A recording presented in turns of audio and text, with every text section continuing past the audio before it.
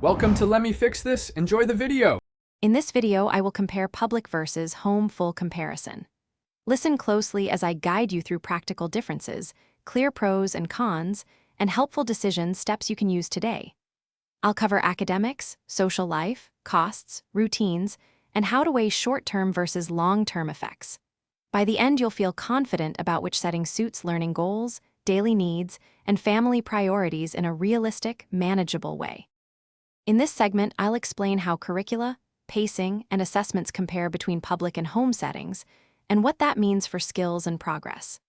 I'll point out how subject depth, elective access, and remediation vary, and how families can supplement gaps without overwhelming schedules.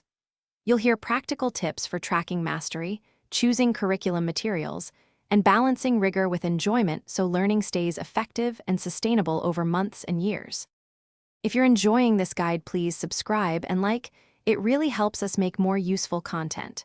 Quick recommendation. A book called The Simple Path to Wealth offers clear, friendly advice on money and planning that pairs surprisingly well with choosing education paths and budgeting for options. Look in the description for the link and other deals to grab a copy if it helps you plan. Now let's get back to the video.